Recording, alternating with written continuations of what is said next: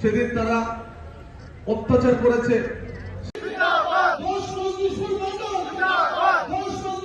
নামে যে জগদ্দল পাথর, সেটা আরো 15 বছর আগে দূরে সরে যেত বন্ধুগণ।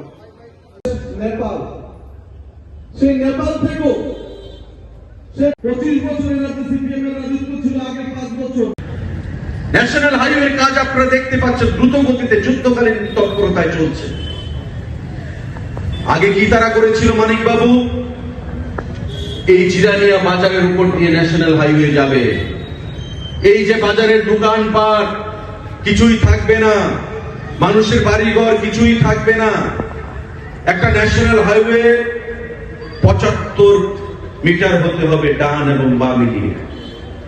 ডান এবং বাঁ মিলিয়ে যদি 75 মিটার হয়, আপনারা বুঝে নিন ডান দিকের যে দোকানগুলো বা বাঁ দিকের যে দোকানগুলো, এগুলো কিছুই থাকবে না। আমি যখন বিধায়ক হলাম, ডিএম অফিসে মিটিং, পার্শ্ববর্তী বিধানসভার বিধায়ক রতন চক্রবর্তী, খয়েরপুরের সম্মানিত বিধায়ক আমার সঙ্গে ছিলেন।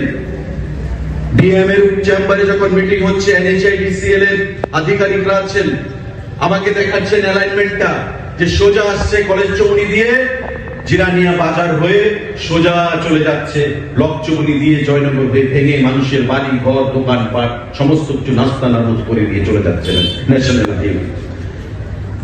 আমি বললাম যে এটা কি ন্যাশনাল হাইওয়ে? জিরানিয়া বাজার ব্যাপী মানুষের দোকানপাট ভেঙে যাচ্ছে, তারা কোথায় যাবে? बोलते सर ये अलाइनमेंट तो हमको दिया गया है, पिछले सरकार जो था ना, ये सरकार ने हमें ये अलाइनमेंट दिया है और सरकारी सिद्धांत ये हो गया है। আমি বললাম ওই সরকার এখন আর নেই, এখন নতুন সরকার এসেছে। আমি ওই এলাকার বিধায়ক, আমি আপনাদেরকে বলছি, জিরানিয়ার উপর দিয়ে ন্যাশনাল হাইওয়ে যদি যায়, বাজার পাট সমস্ত ভন্ডুল হয়ে যাবে, নষ্ট হয়ে যাবে। ব্যবসায়ীদেরকে আমরা পুনর্বাসন দিতে পারবো না, কারণ আশেপাশে কোনো জায়গা নেই।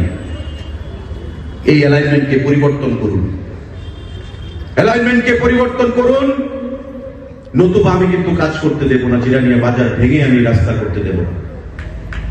বলছে এটা তো আগের সরকার দিয়ে গেছে, বলছে আমি আগের সরকার দিয়ে যাই, নতুন করে আবার অ্যালাইনমেন্ট তৈরি করুন। বলছে তো हमें दिल्ली से परमिशन लेना पड़ेगा, क्योंकि जो करना है कीजिए, आपका विषय है, आप क्या करेंगे। लेकिन हम ये चाहते हैं कि जिरानिया बाजार के ऊपर से ये रास्ता ना जाए, नेशनल हाईवे कभी भी ना जाए, हम कभी भी इसको होने नहीं देंगे। 3 মাস বাদে আবার মিটিং হলো এই ডিএম অফিসে। মিটিং হয়ে আমি যখন প্রস্তাব দিলাম প্রথম মিটিং এ, যে পেছন দিক দিয়ে দেখুন, ওই পেছন দিক থেকে, কলা বাগানের দিক থেকে আপনার মিটিং, সেই রাস্তা এসডিএম অফিসের পাশ পেছন দিক দিয়ে গিয়ে, আমাদের এক্সিকিউটিভ ইঞ্জিনিয়ারের সামনে দিয়ে গিয়ে, মোহনপুর দিয়ে গিয়ে সেই ন্যাশনাল হাইওয়ে এখন যাচ্ছে।